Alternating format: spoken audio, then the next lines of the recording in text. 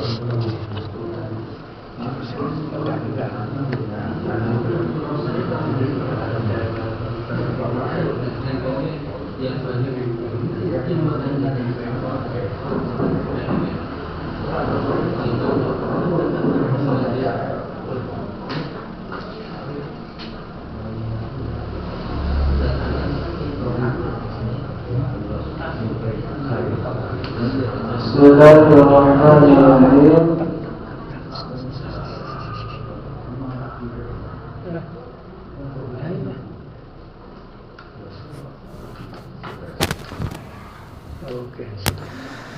Assalamualaikum warahmatullahi wabarakatuh.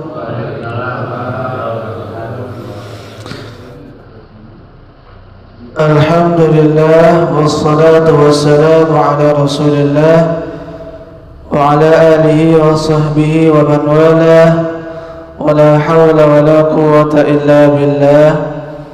Qala rabbi shrah li sadri wa yassir li amri wahlul 'uqdatam min lisani yafqahu qawli, amma ba'd. Fa ya ibadallah, usi nafsi wa iyyakum bitaqwallahi faqad fazal muttaqun wa la tamutunna illa wa antum muslimun. Qala ta'ala ya ayyuhalladzina amanu taqullaha wa qulu qawlan sadida yuslih lakum a'malakum wa yaghfir lakum dhunubakum wa may yuti'illaha wa rasulahu faqad faza fawzan 'azima. Bapak Ibu rahimakumullah, alhamdulillah kita diperjumpakan kembali oleh Allah Subhanahu wa taala dalam majlis ini.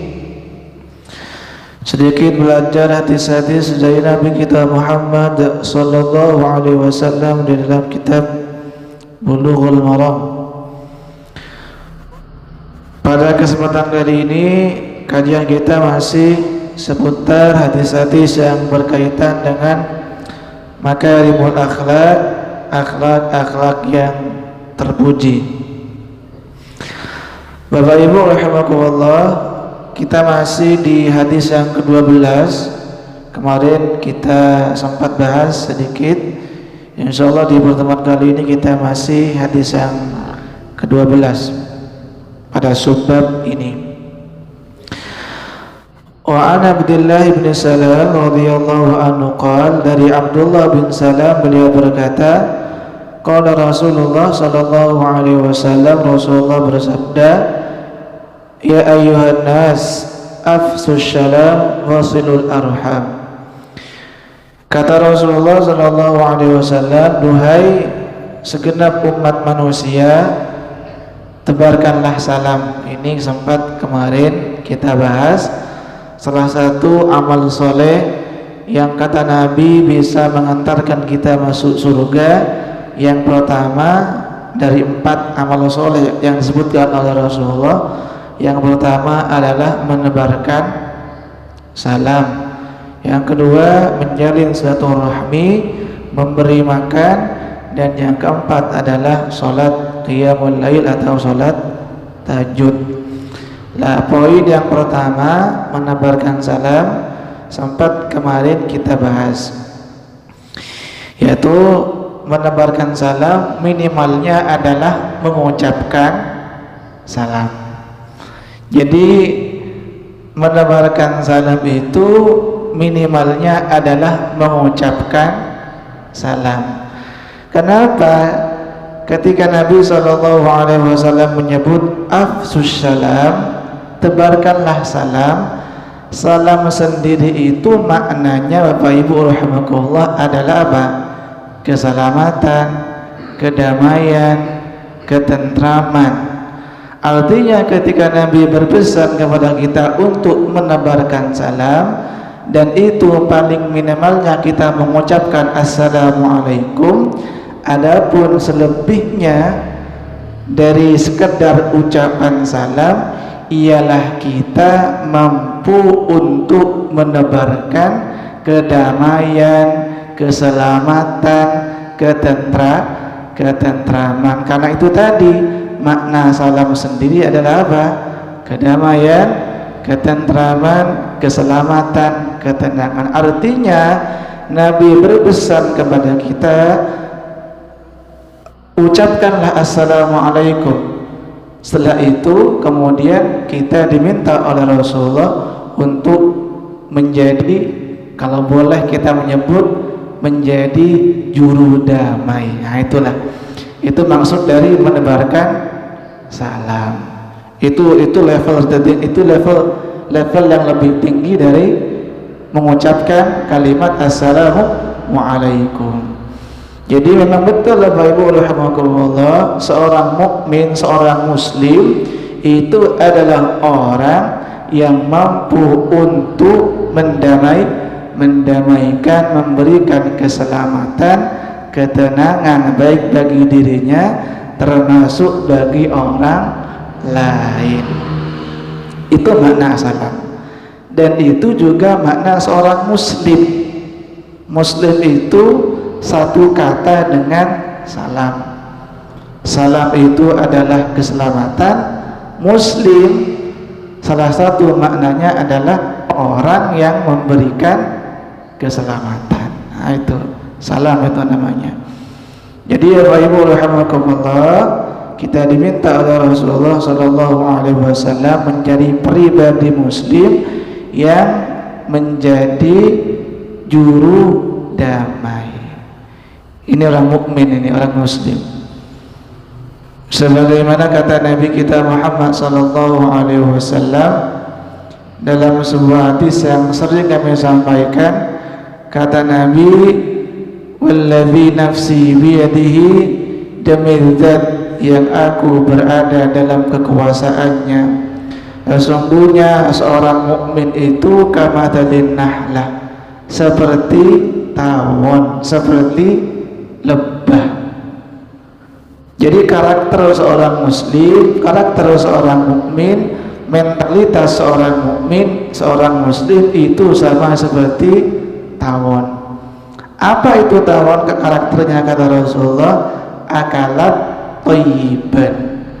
Tawon itu makan yang baik-baik. Lebah itu makan yang baik-baik. Saripati bunga, tidak makan tahu gitu. Walaupun tahu baik gitu ya, tahu baik, tapi ternyata lebah milih yang lebih baik daripada itu, yaitu saripati. Nah itu lebah tidak makan kecuali yang baik-baik. Apa namanya, kaldu masuk gitu ya, bakso masuk, sate masuk, khamar minggir, daging babi minggir. Itulah orang muslim, orang mukmin, mentalitasnya seperti tawon. Artinya seorang muslim itu perutnya perut selektif. Tidak semua hal bisa masuk. Yang bisa masuk, yang boleh masuk ke dalam perut orang mukmin, ke dalam perut orang muslim adalah makanan yang halalan thayyibah. Adapun makanan yang tidak halal itu tidak layak masuk ke dalam perut orang muslim. Itu mentalitas lebah. Yang kedua kata Rasulullah, mentalitas lebah itu kata Nabi, wa wada'at thayyiban, lebah itu mengeluarkan yang baik-baik. Apa? Madu. Begitulah seorang mukmin kata Nabi, seorang muslim yang dikeluarkan oleh seorang muslim haruslah yang baik-baik. Dia tidak berkata kecuali perkataan itu mengandung hikmah, mengandung kebaikan. Dia tidak melangkah kecuali langkahnya mengarah kepada kebaikan. Itulah seorang mukmin, sama seperti tawon. Kemudian yang ketiga, yang penting ini berkaitan dengan menjadi juru selamat, juru damai. Kata Nabi, lebah itu wa waqa'at wa lam tufsid wa lam tuksir. Lebah itu dimanapun dia hinggap pantang merusak.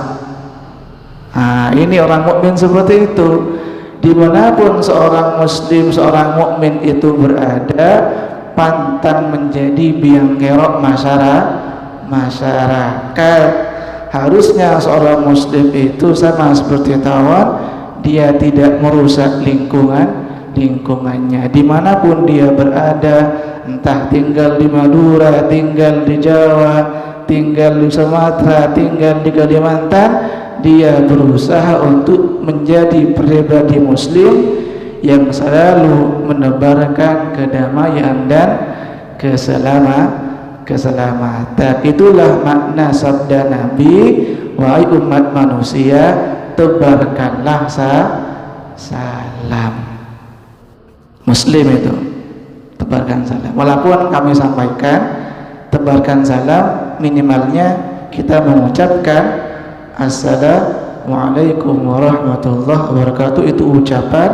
Kemudian kita masuk kepada level yang lebih tinggi, yaitu mendamaikan, memberikan keselamatan.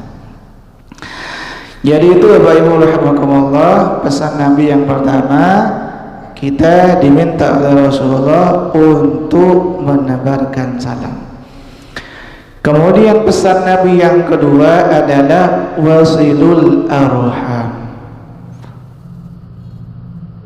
Bangunlah tali hubungan silaturahmi, mempererat silaturahmi. Jadi sebetulnya tentang silaturahmi ini, tahu tentang silaturahim ini sudah sempat kami bahas di kajian hari Rabu Bapak Ibu ya.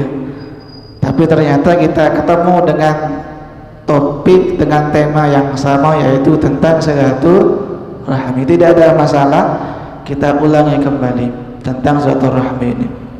Walaupun saya yakin Bapak Ibu sudah sering mendengar tentang silaturahim.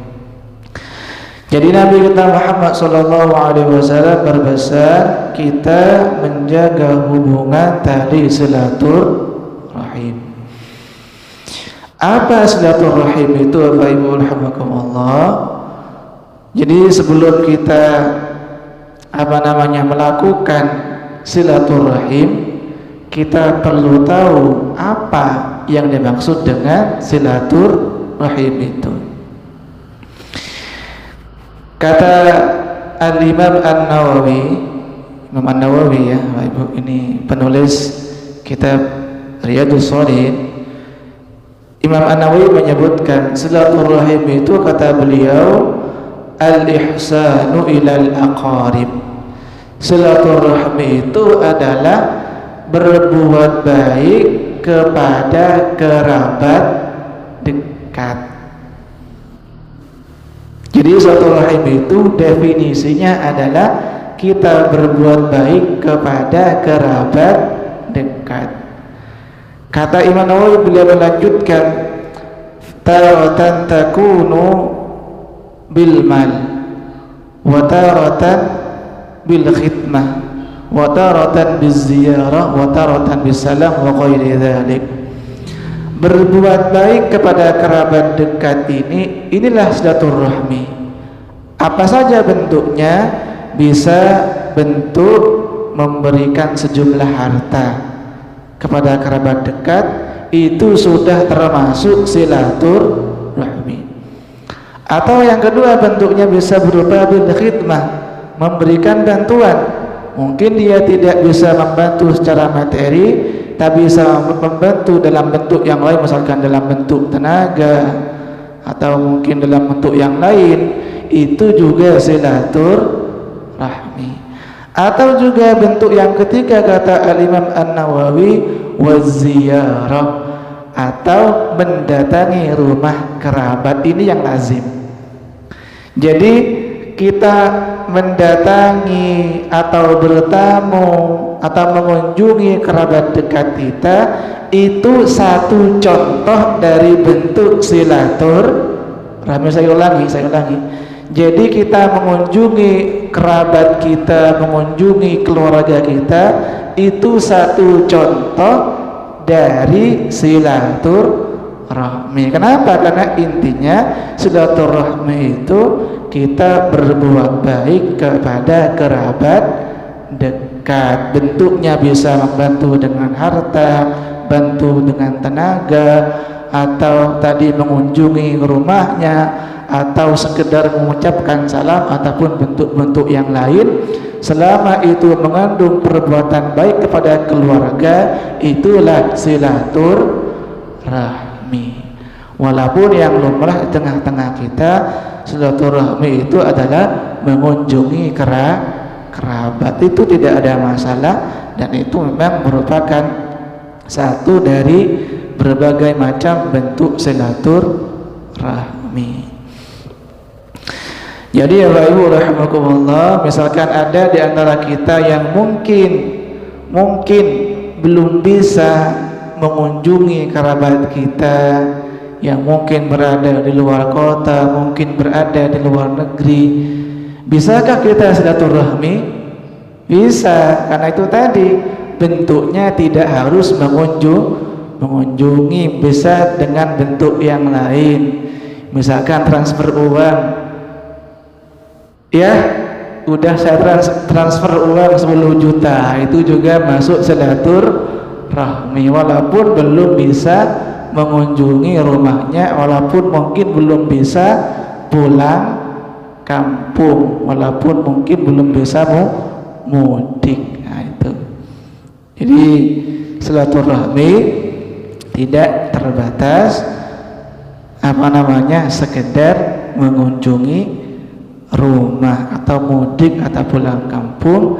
Banyak bentuk atau contoh-contoh yang lain yang bisa dikategorikan silaturahmi selama di situ mengandung unsur perbuatan baik terhadap kerabat.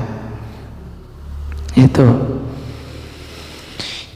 Jadi Bapak Ibu rahimakumullah, setelah kita mengetahui definisi pengertian dari silaturahim, yaitu berbuat baik kepada kerabat dekat, maka sejak detik inilah kita mungkin semakin getol untuk menjalin silaturahim, karena ini silaturahim merupakan salah satu amal soleh yang insya Allah akan mengantarkan kita ke surganya Allah Subhanahu wa ta'ala. Jadi Bapak Ibu rahimakumullah, silaturahim kita berbuat baik kepada kerabat dekat.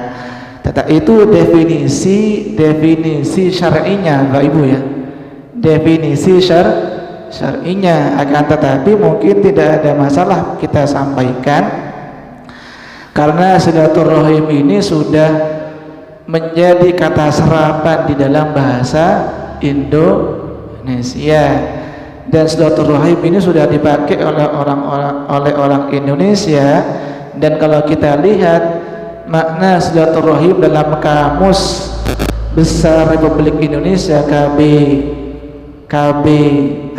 KBBI ya, Kamus Besar Bahasa Indonesia, makna silaturahim itu dalam kamus adalah persaudaraan. Itu juga tidak masalah. Jadi makna silaturahim kemudian diperluas.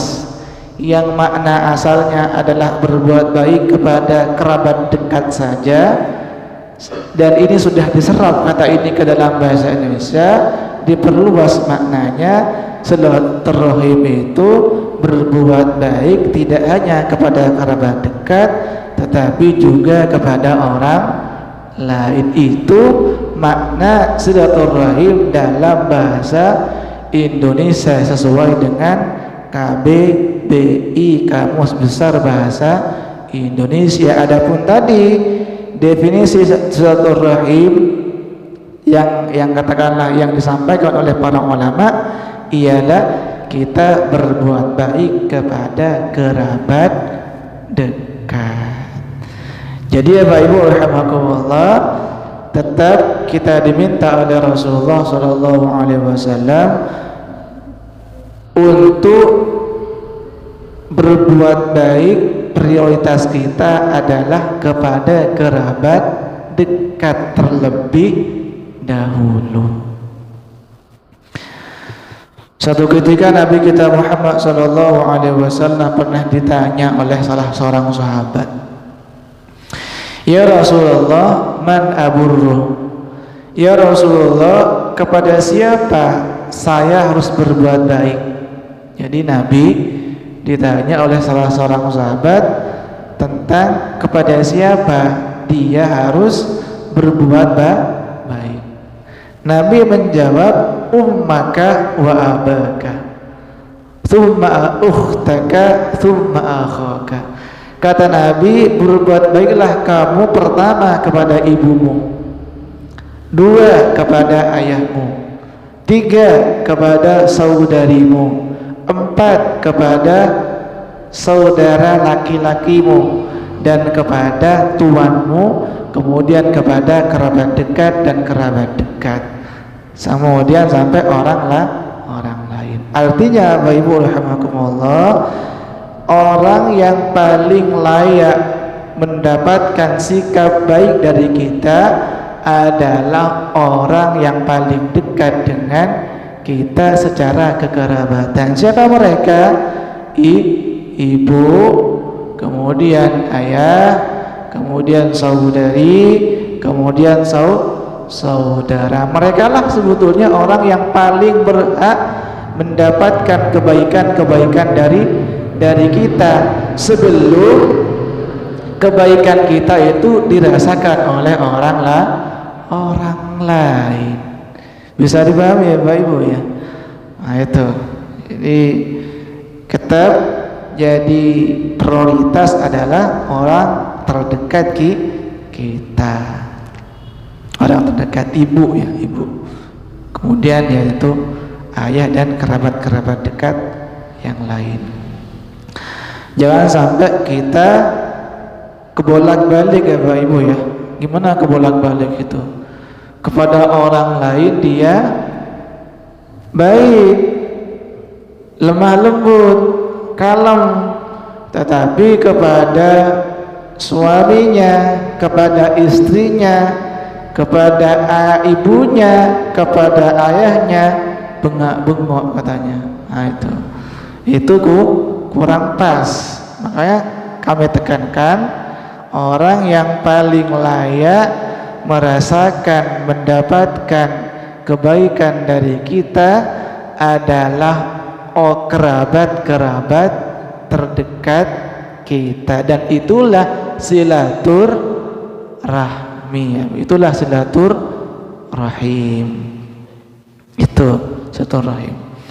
Kita bangun hubungan kekerabatan kita itu menjadi kerabat yang betul-betul kokoh Bapak Ibu, kokoh, baik di dunia termasuk nanti di surganya Allah Subhanahu wa ta'ala. Makanya di dalam Al-Qur'anul Karim Allah Subhanahu wa ta'ala menyebutkan dalam Al-Qur'an surah Al-Baqarah surah kedua ayat 214, kata Allah Subhanahu wa ta'ala, yas'alunaka madza yunfiqun qul ma anfaqtum min khairin falil walidaini wal aqrabina wal yatama wal masakin ibnis sabil, al-ayah. Jadi orang-orang sahabat-sahabat Nabi bertanya kepada Nabi, kemanakah mereka harus menyalurkan harta mereka. Jadi ada sebagian sahabat Nabi bertanya kepada Nabi, ya Rasulullah, kemanakah kita harus berinfak? Siapa yang menjadi prioritas kita dalam berinfak? Nah itu dijawab oleh Allah Subhanahu wa ta'ala, qul ma anfaqtum min khairin falil walidain. Muhammad, sampaikan kepada mereka, kepada sahabat-sahabatmu itu, ma anfaqtum min khairin, setiap infak yang kalian keluarkan itu, setiap kebaikan yang kalian berikan itu hendaknya pertama kali diberikan, disalurkan falil walidaini, kepada kedua orang tua. Satu, prioritas itu. Jadi silaturahmi kita prioritas adalah orang tua. Yang kedua kata Allah, wal aqrabin, dan kerabat dekat. Ya Pak Le, ya Bule gitu. Pak D, Bude, adik, kakak, dan seterusnya, kerabat-kerabat dekat. Yang ketiga, wal yatama, dan anak-anak yatim, wal masakin, dan fakir miskin, wa ibnas sabil, dan ibnu sabil musafir yang kekurangan bekal dalam perjalanan. Artinya tetap Bapak Ibu rahimakumullah, prioritas kita adalah satu, orang tua. Jangan sampai kebolak-balik. Kata orang Jawa, wong tua ini sampai utang tonggo. Sampai utang tonggo gitu. Itu Bapak Ibu rahimakumullah, silaturahim. Kemudian Bapak Ibu rahimakumullah, jadi yang pertama menebarkan salam, yang kedua ada silaturahim, menjalin silaturahim. Kemudian yang ketiga, wa at'imut ta'am. Jadi amal soleh yang ketiga yang dapat insyaallah mengantarkan kita ke dalam surganya Allah Subhanahu wa taala ialah memberi makan. Baik memberi makan kepada orang yang menjadi tanggungan kita, kewajiban kita, termasuk memberi makan yang sifatnya sedekah. Maksud memberi makan yang sifatnya wajib itu adalah kepada keluarga, nafkah, memberi makan, menafkahi istri, orang tua, termasuk anak, itu memberi makan yang sifatnya wajib, nafkah gitu ya.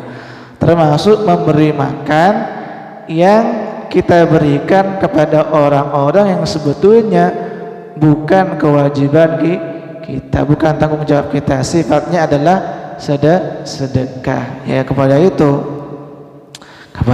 katakanlah anak-anak yatim, kepada fakir miskin, dan orang-orang mustad'afin, orang-orang yang lemah, memberi makan. Dan kalau kita lihat Bapak Ibu rahimakumullah, ini hampir sama dengan yang disampaikan Pak Budi kemarin ya. Jadi dari 4 hal amal soleh yang Nabi sebutkan dalam hadis ini, 3-nya adalah amal soleh yang sifatnya sosial. 1, menebarkan salam. 2, silaturahim, sosial juga. Yang ketiga memberi makan, ini juga sifatnya sosial. Yang keempat baru hubungan vertikal, salat qiyamul lail, salat tahajud. Ini saking saking Islam betul-betul menyeimbangkan, katakanlah seperti itu, antara hubungan kita dengan Allah Subhanahu wa taala, termasuk hubungan kita dengan sesama makhluk. Memberi makan itu besar pahalanya di sisi Allah Subhanahu wa taala.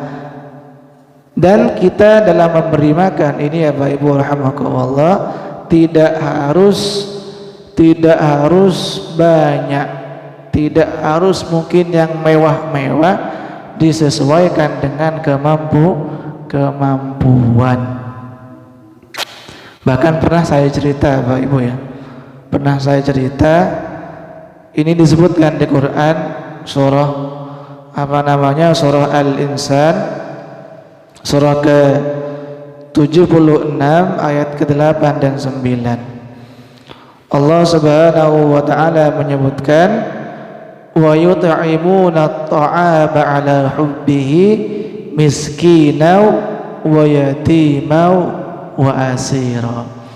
Jadi dalam sebuah riwayat ayat ini, surah Al-Insan ayat 8, Allah menceritakan tentang Ali dan istrinya yaitu Fatimah. Jadi Fatimah dan Ali itu sempat bernazar kalau anaknya yang sakit itu bisa sembuh akan berpuasa tiga hari. Maka ternyata alhamdulillah qadarullah anaknya sembuh, Hasan Husain itu. Maka Ali kemudian memenuhi nazarnya berpuasa selama 3 hari. Hari pertama berpuasa, ternyata menjelang maghrib, kemudian ada seorang fakir miskin mengetok-ngetok pintu minta makan. Maka kemudian makanan Ali itu diberikan kepada si miskin tadi yang sudah tidak makan beberapa hari. Artinya Ali berbuka tidak makan gitu ya. Mungkin cukup dengan beberapa teguk air. Keesokan harinya tetap berpuasa lagi. Hari yang kedua udah hampir maghrib, datang wayatiman, datang anak yatim yang juga minta makan. Diberikan lagi itu makanan. Puasa yang kedua Ali cuma berbuka dengan kurma mungkin dan beberapa teguk air. Hari yang ketiga sesuai dengan nadarnya puasa 3 hari, sudah mau masuk maghrib, ternyata datang lagi wa'asiron, orang yang tawanan perang, ngetok-ngetok pintu minta makan. Ternyata diberikan lagi makanan itu oleh Ali bin Abi Thalib, dan ternyata hari yang ketiga juga tidak makan nasi, katakanlah gitu ya. Yang beliau makan mungkin beberapa butir kurma dan beberapa teguk air. Lah, apa yang ingin kami sampaikan Bapak Ibu rahimakumullah, Ali di situ cuma tanda kutip ya, cuma memberikan 3 porsi makanan. 1 kepada hari pertama kepada fakir miskin, kedua kepada anak yatim, hari ketiga kepada tawanan perang.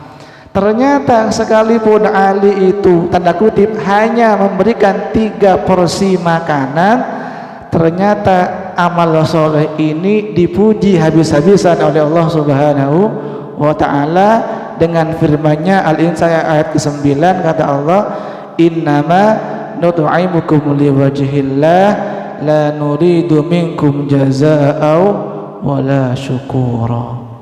Jadi padahal Ali tanda kutip ya cuma memberi makan 3 porsi saja, tapi ternyata dipuji habis-habisan oleh Allah Subhanahu wa ta'ala.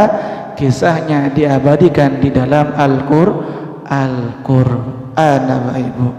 Artinya Bapak Ibu rahimakumullah, ketika Nabi berpesan kepada kita untuk memberi makan, kalau kita mungkin tidak mampu 10 porsi, 9 porsi, atau bahkan tidak bisa untuk mengasih 9 porsi, setidaknya 1 porsi itu ada nilainya. Bahkan seandainya kita tidak mampu untuk 1 porsi makanan yang seharga 10.000, katakanlah, setidaknya kata Rasulullah kurma separuh. Kata Nabi SAW, ittaqillah wala bisyikki tamratin, takutlah kamu kepada Allah Subhanahu wa ta'ala, bersedekahlah, berinfaklah sekalipun dengan kurma separuh. Dalam riwayat yang lain, walau bisurbati ma'in, sekalipun dengan seteguk air itu ada nilainya, apalagi semangkok kaldu, Bapak Ibu, itu ada nilainya di sisi Allah Subhanahu wa ta'ala. Jadi itu mungkin Bapak Ibu rahimakumullah yang bisa disampaikan, insyaallah pesan Nabi yang keempat tentang qiyamul lail, tentang salat tahajud, insyaallah kita bahas di pertemuan yang akan datang.